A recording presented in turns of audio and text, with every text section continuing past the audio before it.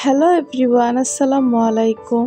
এই তো আমাদের এলাকায় প্রকৃতির সৌন্দর্য দেখতে চলে আসলাম। মা মেয়ে দুজন, তিনজন মিলে। দুই মেয়েকে নিয়ে চলে আসছি আমার শাশুড়ির আরেক বাড়িতে। তো এখান থেকেই কি সুন্দর প্রকৃতি উপভোগ করা যায়। মাশাআল্লাহ, কি সুন্দর লাগছে। অনেক সুন্দর ঘাস, ভুট্টা ক্ষেত, অনেক কিছুই আমরা বসে বসে উপভোগ করছিলাম। তো আমার মেয়েরা এখানে একটা সুন্দর টুল আছে, এখানে মেয়েদের নিয়ে বসেছিলাম।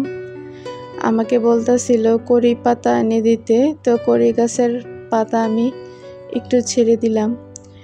তো সাইমা বারবার বলতেছে ওই একটু নিচের দিকে যাবে, তাই একটু দৌড় দিয়ে চলে গেল। আমার কাছে খুব ভালো লাগছিল। এই ঘাসগুলো অনেক বড় ছিল, মনে হচ্ছিল এক হাতের সাইজ হবে এরকম।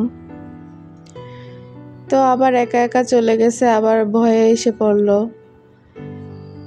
আমরা বিয়ের আগে এরকম কতই না খেলাধুলা করতাম চকে মাঠে।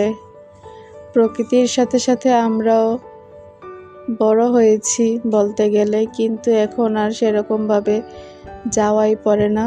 তো মাঝে মাঝে একটু ফাফর লাগলে মেয়েদের নিয়ে এইখানে আসি বা আমার যাকে নিয়ে আসি। তো আজকে যাকে নিয়ে আসি নাই, দুই মেয়েকে নিয়ে আসলাম। ভালোই লাগলো, গ্রামের দৃশ্য, অপরূপ সৌন্দর্য। তো গ্রামে থাকলে কিন্তু খুবই ভালো লাগে, সব কিছুর সাথেই আমরা মানিয়ে নিতে পারি। তো আমার ছোট্ট মেয়েটা একটু দুষ্টামানি করছিল।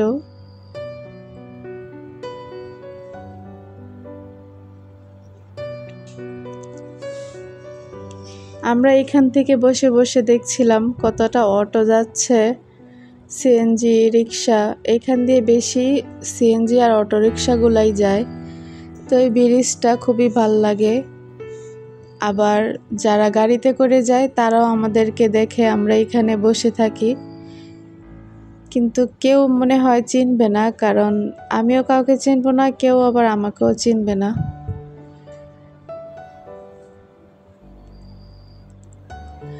মাঝে মাঝে এই জায়গায় আসলে খুবই ভয় লাগে। সামনেই একটা শ্মশান।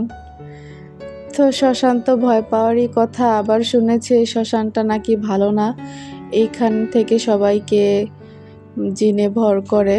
তো এরকমটাই শুনেছি, আবার নিজের চোখেই দেখেছি যে আমার হাজবেন্ডের খালাতো বোনকে এইখান থেকে নাকি জিনে তাকে ভর করেছে। তো তিনি 6 মাস ভালো থাকে, আবার 6 মাস অসুস্থ থাকে।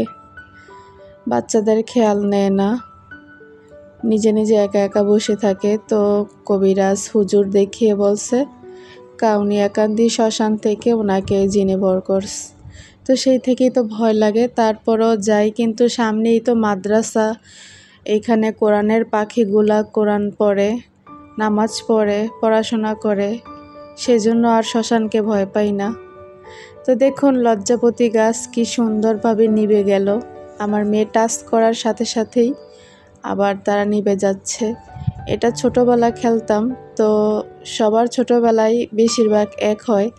যেমন আমার ছোটোবেলাও আমি লজ্জাপতি গাছগুলোকে টাচ করতাম, তো আমার মেয়েও দেখে এগুলাকে ধরছিল, টাচ করছিল।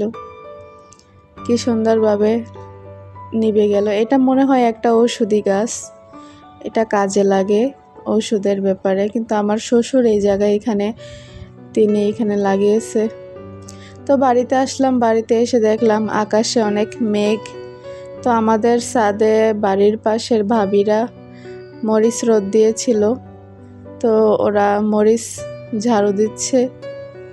আর আমার মেয়ে কত ভালো আমাদের জামা কাপড়গুলা বাসায় নিয়ে যাচ্ছে ছাদে থেকে।